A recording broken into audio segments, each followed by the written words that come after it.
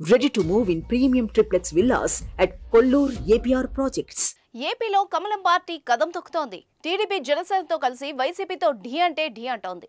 పొత్తులో భాగంగా కేటాయించిన 10 అసెంబ్లీ 6 లోక్సభ స్థానాల్లో సత్తా చాటడమే లక్ష్యంగా ముందుకు దూసుకుపోతోంది.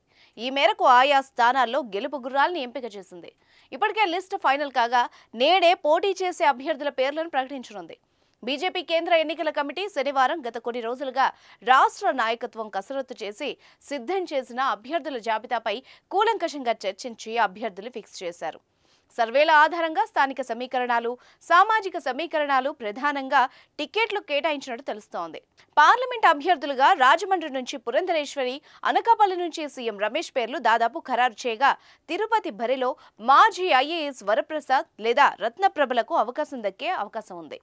నర్సాపురం ఎంపీ అభ్యర్థిగా మాజీ ఎంపీ గోకరాజు గంగరాజు లేదా శ్రీనివాస వర్మకు కేటాయించనున్నారు. బీజేపీకి విజయనగరం సీటు కేటాయించగా దానికి బదులు రాజంపేట స్థానాన్ని కోరుతుంది కమలం పార్టీ. అందుకే టీడీపీ కూడా ఇంకా విజయనగరం, రాజంపేట స్థానాలకు అభ్యర్థుల్ని ఖరారు చేయలేదు. నేడు బీజేపీ ప్రకటించే 5వ జాబితాలో ఏపీ నుంచి 6 లోక్సభ అభ్యర్థుల పేర్లుండే అవకాశం ఉంది. రాజంపేటలో బీజేపీ తరపున మాజీ సీఎం కిరణ్ కుమార్ రెడ్డి పోటీ చేయనున్నట్టు సమాచారం. అసెంబ్లీ టికెట్ల విషయానికి వస్తే ధర్మవరం నుంచి వరదాపురం సూరి, జమ్మలబడుగు నుంచి ఆదినారాయణ రెడ్డి, కైకలూరు నుంచి డాక్టర్ కామినేని శ్రీనివాస్, విశాఖ నార్త్ నుంచి విష్ణుకుమార్ రాజు దాదాపుగా ఖరారైనట్టు బీజేపీ వర్గాలు చెబుతున్నాయి. అయితే బీజేపీకి కేటాయించిన కొన్ని స్థానాలపై ఆ పార్టీ నాయకులు అసంతృప్తి వ్యక్తం చేస్తున్నట్టు సమాచారం. 6 లోక్సభ స్థానాల్లో విజయనగరం తప్ప మిగతా స్థానాల్లో పెద్దగా సమస్య రాకపోయినప్పటికీ అసెంబ్లీ స్థానాల్లోనే బీజేపీ క్యాడర్ నుంచి తీవ్ర వ్యతిరేకత వ్యక్తం అవుతోంది.